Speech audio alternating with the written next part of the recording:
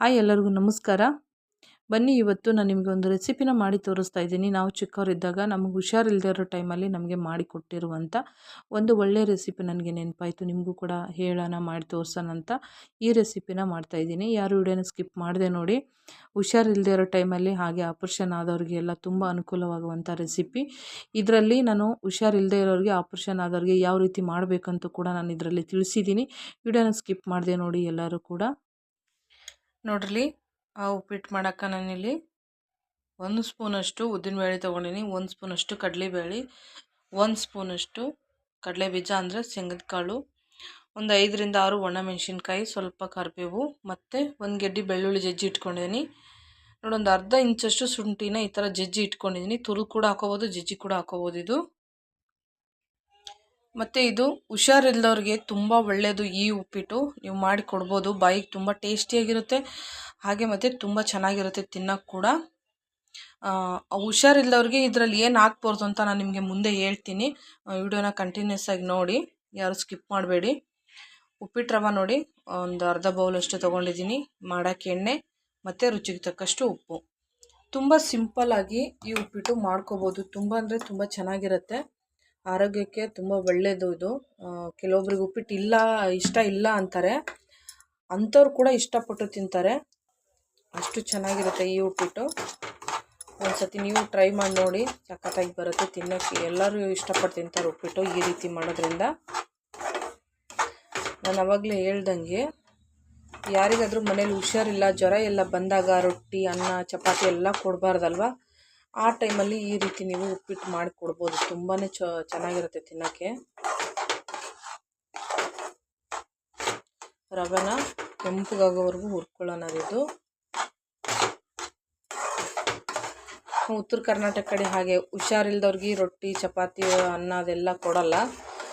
ಉಪ್ಪಿಟ್ಟು, ಇಡ್ಲಿ ಈ ಥರ ಕೊಡ್ತಾರಲ್ಲ, ಉಪ್ಪಿಟ್ಟು ಜಾಸ್ತಿ. ಹಾಗಾಗಿ ನೀವು ಕೂಡ ಒಂದು ಸತಿ ಟ್ರೈ ಮಾಡಿರಿ. ಅಷ್ಟೇ ಚೆಂದಾಗಿ ಎಣ್ಣೆ ಹಾಕ್ಕೊಂಡು ರವೆ ಹುರ್ಕೋಬೇಕ್ರಿ.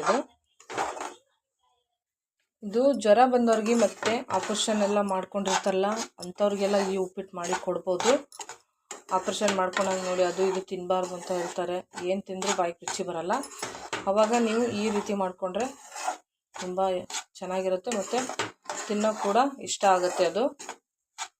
ನಾನು ಆಪರೇಷನ್ ಮಾಡಿದವ್ರಿಗೆ ಮತ್ತು ಯಾವ ರೀತಿ ಮಾಡೋದಂತ ನಾನು ಹೇಳ್ತೀನಿ. ಇವಾಗ ಒಗ್ಗರಣೆ ಮಾಡೋ ಟೈಮಲ್ಲಿ ಏನೆಲ್ಲ ಹಾಕಿ ಅವ್ರಿಗೆ ಮಾಡಿ ಕೊಡಬೇಕು ಅಂತ.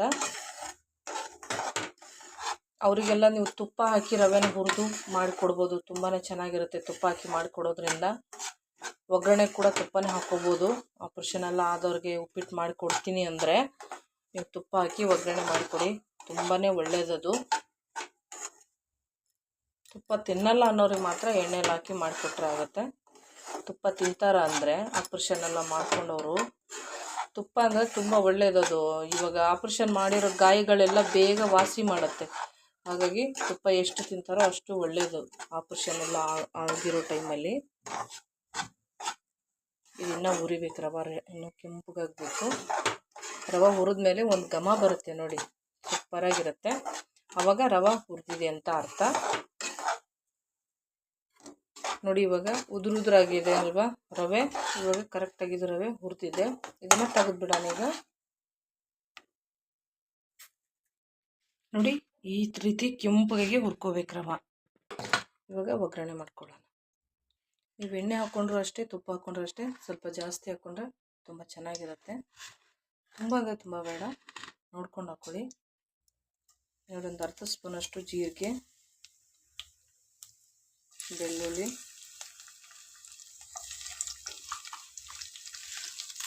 ಹಾಗೆ ಉದ್ದಿನಬೇಳೆ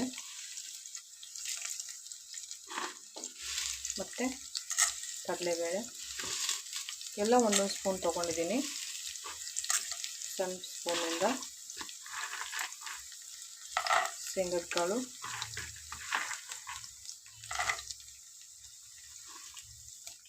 ಮೆಣಸಿನ್ಕಾಯಿ ನೀವು ಖಾರ ತಿನ್ನಲ್ಲ ಅಂದರೆ ಕಮ್ಮಿ ಹಾಕ್ಕೊಳ್ಳಿ. ಸ್ವಲ್ಪ ಖಾರ ಇದ್ರೇ ಚೆನ್ನಾಗಿರುತ್ತೆ ಅಂತ ಹಾಕ್ಕೊಂಡಿದ್ದೀನಿ. ಇಲ್ಲಿ ಶುಂಠಿ ಬೆಳ್ಳುಳ್ಳಿ ಪೇಸ್ಟ್ ನೋಡಿ, ಕರಿಬೇವು ಸ್ವಲ್ಪ ಉಳಿದಿರೋದೆಲ್ಲ ಒಂದೇ ಸತಿ ಹಾಕ್ಕೊಂಬಿಡೋಣ. ಇದನ್ನ ಹಾಕ್ಕೊಂಡು ಚೆನ್ನಾಗಿ ಇಲ್ಲಿ ಫ್ರೈ ಮಾಡ್ಕೋಬೇಕು. ಈಗ ನಾನು ನಿಮ್ಗೆ ಹೇಳಿದೆ ಹುಷಾರಿಲ್ಲದವ್ರಿಗೆ ಮತ್ತು ಆಪರೇಷನ್ ಆದವ್ರಿಗೆ ಏನೆಲ್ಲ ಹಾಕ್ಬಾರ್ದು ಅಂದರೆ ಮೆಣಸಿನ್ಕಾಯಿ ಬೀಜ ಇರುತ್ತೆ, ನಿಮ್ಗೆ ಕಾಣಿಸ್ತಾ ಇರ್ಬೋದು. ಮೆಣಸಿನ್ಕಾಯಿ, ಒಣ ಮೆಣಸಿನ್ಕಾಯಿ ಬೀಜ ತೆಗೆದು ಒಂದೇ ಮೆಣಸಿನ್ಕಾಯಿ ಹಾಕ್ಕೊಳ್ಳಿ. ಹಾಗೆ ಮತ್ತು ಅದಕ್ಕೆ ಕಡಲೆ ಬೀಜ, ಶೇಂಗದ ಕಾಳು, ಅದೇ ಕಡಲೆ ಬೀಜ ಅಂದರೆ ಶೇಂಗದ ಕಾಳು ಮತ್ತು ಕಡಲೆಬೇಳೆ, ಉದ್ದಿನಬೇಳೆ ಇದು ಯಾವುದೂ ಹಾಕ್ಬಾರ್ದು ಹುಷಾರಿಲ್ಲದವ್ರಿಗೆ. ಮಾಡಬೇಕಂದ್ರೆ ಬೆಳ್ಳುಳ್ಳಿ ಹಾಕ್ಬಿಟ್ಟು ಜೀರಿಗೆ, ಸಾಸಿವೆ ಹಾಕಿ ಒಗ್ಗರಣೆ ಮಾಡಿಕೊಟ್ರೆ ಸಾಕು. ಶುಂಠಿ ಇರುತ್ತಲ್ಲ, ಶುಂಠಿ ಹಾಕಿ ಹಸಿ ಎಲ್ಲ ಹಾಕೋದ್ರಿಂದ ಬಾಯಿಗೆ ಟೇಸ್ಟ್ ಕೊಡುತ್ತೆ, ಹಾಗೆ ಜೀರ್ಣ ಕೂಡ ಆಗುತ್ತೆ, ತುಂಬ ಒಳ್ಳೆಯದು. ಹಾಗಾಗಿ ಸ್ವಲ್ಪ ಶುಂಠಿನ ಹಾಕಿ ಬೆಳ್ಳುಳ್ಳಿ ಹಾಕಿ ಒಗ್ಗರಣೆ ಮಾಡಿಕೊಡಿ. ತುಂಬ ಅಂದರೆ ತುಂಬ ಚೆನ್ನಾಗಿರುತ್ತೆ, ತುಂಬ ಒಳ್ಳೆಯದು. ಉಪ್ಪಿಟ್ಟು ಇಷ್ಟ ಇಲ್ಲ ನಮಗೆ ತಿನ್ನಲ್ಲ ಅಂತ ಹೇಳ್ತಾರೆ, ಆದರೆ ಉಪ್ಪಿಟ್ಟು ತುಂಬ ಒಳ್ಳೆಯದು, ಆರೋಗ್ಯಕ್ಕೆ ನಿಜವಾಗ್ಲೂ ಒಳ್ಳೆಯದದು. ಆವಾಗಿನ ಕಾಲದಲ್ಲಿ ನಿಮಗೆ ಗೊತ್ತಿದೆ ಇಲ್ಲ, ಉಪ್ಪಿಟ್ಟು ಜಾಸ್ತಿ ಮಾಡ್ತಾಯಿದ್ರು. ಹುಷಾರಿಲ್ಲದವ್ರಿಗೆಲ್ಲ ಉಪ್ಪಿಟ್ಟೇ ಮಾಡಿಕೊಡೋರು. ಮತ್ತು ರವೆಯಿಂದ ಒಳ್ಳೆಯದು, ರವೆ ಇವಾಗ ಚಜ್ಕ ಮಾಡಿಕೊಡೋರು, ಶಿರಾ ಮಾಡಿಕೊಡೋರು ಆರಾಮಿಲ್ಲದವ್ರಿಗೆ. ಹಾಗಾಗಿಬಿಟ್ಟು ಹುಷಾರಿಲ್ಲದ ಟೈಮಲ್ಲಿ ಈ ರೀತಿ ಮಾಡಿಕೊಟ್ರೆ ತುಂಬ ಚೆನ್ನಾಗಿರುತ್ತೆ. ಚೆನ್ನಾಗಿ ಫ್ರೈ ಆಗಲಿದ್ದು. ನಾನು ಹೇಳ್ದಂಗೆ ನಿಮಗೆ ಏನಾದರೂ ಆಪ್ರೇಷನ್ ಆದವ್ರಿಗೆ ಮತ್ತು ಜ್ವರ ಬಂದವ್ರಿಗೆ ಓಕೆ ಮೆಣಸಿನ್ಕಾಯಿ ಹಾಕಿ ಮಾಡಿ ಕೊಡ್ಬೋದು. ಆಪ್ರೇಷನ್ ಏನಾರು ಆದವ್ರಿಗೆ ಹಸಿಮೆಣ್ಸಿನ್ಕಾಯಿ ಹಾಕೋದಾಗಲಿ, ಒಣ ಮೆಣಸಿನ್ಕಾಯಿ ಹಾಕೋದಾಗಲಿ ಜಾಸ್ತಿ ಹಾಕೋಕ್ಕೆ ಹೋಗ್ಬಾರ್ದು. ಜಾಸ್ತಿ ಎಲ್ಲ ಹಸಿಮೆಣ್ಸಿನ್ಕಾಯಿ ಅಂತೂ ಹಾಕಲೇಬಾರ್ದು. ಒಣ ಮೆಣಸಿನ್ಕಾಯಿ ಒಂದೇ ಒಂದು ಬೀಜ ತೆಗೆದು ಹಾಕ್ಕೋಬೇಕು, ಅದು ಹಾಗೆ ಹಾಕ್ಕೊಳ್ಳೋಕೆ ಹೋಗ್ಬಾರ್ದು. ಇದನ್ನು ಇವಾಗ ಚೆನ್ನಾಗಿ ಫ್ರೈ ಮಾಡ್ಕೊಳ್ಳೋಣ. ನೋಡಿ ಚೆನ್ನಾಗಿ ಫ್ರೈ ಆಗಿದೆ. ಇದು ಘಮ ಬರ್ತಾಯಿದೆ ನೋಡಿ, ಒಗ್ಗರಣೆ ಮಾಡಿದ್ಮೇಲೆ ಘಮ ಬರುತ್ತೆ, ಶುಂಠಿ ಬೆಳ್ಳುಳ್ಳಿದು ಘಮ ಬರುತ್ತೆ, ತುಂಬ ಚೆನ್ನಾಗಿರುತ್ತೆ. ಇವಾಗ ಆಯ್ತು, ಇದು ನೀರು ಹಾಕೊಂಡ್ಬಿಡೋಣ.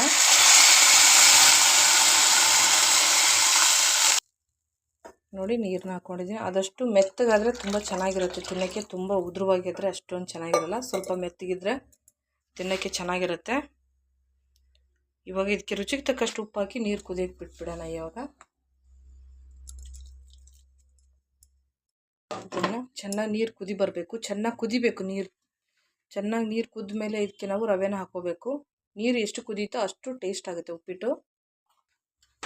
ನೋಡ್ರಿ ನೀರು ಕುದಿಯಾಕತ್ತೈತಿ. ಈಗ ಗ್ಯಾಸ್ನ ಸಣ್ಣ ಮಾಡ್ಕೋಬೇಕ್ರಿ ನೀರು ಕುದಿಯಾಕತ್ಮೇಲೆ. ಹಾಗೆ ರವೆ ಹಾಕಬೇಕು, ತಿರುಗಿಸ್ಬೇಕು. ಒಂದೇ ಕೈಲಿ ಹಾಕ್ಕೊಳತ್ತೀನಿ, ಗಂಟು ಹಾಕಿ ಏನು ಮಾಡ್ತದೆ. ಒಂದು ಕೈಲಿ ರವೆ ಹಾಕೋಬೇಕು, ಒಂದು ಕೈಲಿ ತಿರುಗಿಸ್ಬೇಕು.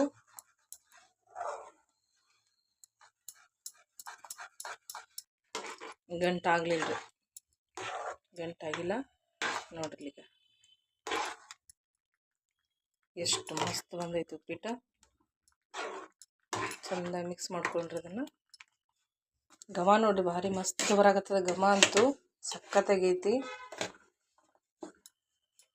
ನೋಡ್ರಿ. ಇಷ್ಟ ಇಲ್ದವ್ರು ಕೂಡ ಇಷ್ಟಪಟ್ಟು ತಿನ್ನುವಂಥ ಉಪ್ಪಿಟ್ಟಿದು. ಬೆಳ್ಳುಳ್ಳಿ ಮತ್ತು ಶುಂಠಿ, ಒಣ ಮೆಣಸಿನ್ಕಾಯಿ ಘಮ ನೋಡ್ರಿ ಎಷ್ಟು ಚಂದ ಬರಾಕತ್ತದ. ಹಾಗೆ ಗ್ಯಾಸ್ ಸಣ್ಣಿಟ್ಟು ಎಲ್ಲ ನೀರು ಹೀರ್ಕೊಂಡ್ಮೇಲೆ ನೋಡ್ರಿ 2 ನಿಮಿಷ ಹಾಗೆ ಬಿಟ್ಬಿಡ್ಬೇಕ್ರಿ. ಇದು ಮುಚ್ಚಿ ಚೆಂದಾಗಿ ಅರಳತೈತ್ರಿ ಉಪ್ಪಿಟ್ಟು. ಅರಳಿದ್ರೇ ಚಂದ ಉಪ್ಪಿಟ್ಟು ತಿನ್ನಕ್ಕೆ. ನೋಡ್ರಿ ಈಗ 2 ನಿಮಿಷ ಆದಮೇಲೆ ಮಸ್ತ್ ಅರಳೈತಿ ಉಪ್ಪಿಟ್ಟು. ಘಮ ಅಂತೂ ಹೇಳಂಗಿಲ್ಲ, ಅಷ್ಟು ಮಸ್ತ್ ಬರಾಕತ್ತೈತಿ ನೋಡ್ರಿ. ಈಗ ಸಖತ್ತಾಗಿ ಬಂದಿದೆ ಉಪ್ಪಿಟ್ಟಂತೂ. ನಿಮ್ಗೀಗ ನಾನು ಸರ್ವ್ ಮಾಡಿ ತೋರಿಸ್ತೀನಿ ನೋಡ್ರಿ. ಇಲ್ಲಿ ಉಪ್ಪಿಟ್ಟು ರೆಡಿ ಆಗೈತಿ. ನೀವು ಈರುಳ್ಳಿ ಹಾಕಿ ಮಾಡೋದಕ್ಕಿಂತ ಈ ರೀತಿ ಒಂದ್ಸತಿ ಮಾಡಿ ನೋಡ್ರಿ. ಈರುಳ್ಳಿ ನೀವು ಯಾವತ್ತೂ ಉಪ್ಪಿಟ್ಟಿಗೆ ಈರುಳ್ಳಿನೇ ಹಾಕಿ ಮಾಡಲ್ಲ, ಅಷ್ಟು ಭಾರಿ ಆಕೈತಿ.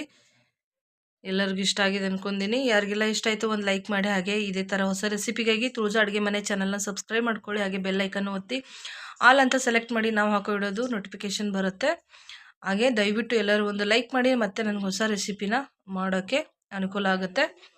ಹಾಗೆ ಈ ರೆಸಿಪಿ ಕೂಡ ನಾನು ಮಾಡಿ ಹಾಕಿದ್ದೀನಿ. ಇದು ಜೋಳದ ಹಿಟ್ಟಿದ ಹಪ್ಪಳ, ತುಂಬ ಚೆನ್ನಾಗಿ ಬಂದಿದೆ ನೋಡಿ. 2 ರೀತಿ ಹಪ್ಪಳನ ಮಾಡಿ ಹಾಕಿದ್ದೀನಿ. ಈ ವಿಡಿಯೋ ಯಾರಾದರೂ ನೋಡಿಲ್ಲ ಅಂದರೆ ಖಂಡಿತ ಈ ವಿಡಿಯೋ ಕೂಡ ನೋಡಿ ಸಪೋರ್ಟ್ ಮಾಡಿ. Thank you so much. ಎಲ್ಲರೂ ಕೂಡ ವಿಡಿಯೋ ನೋಡೋದಕ್ಕಾಗಿ ಧನ್ಯವಾದ.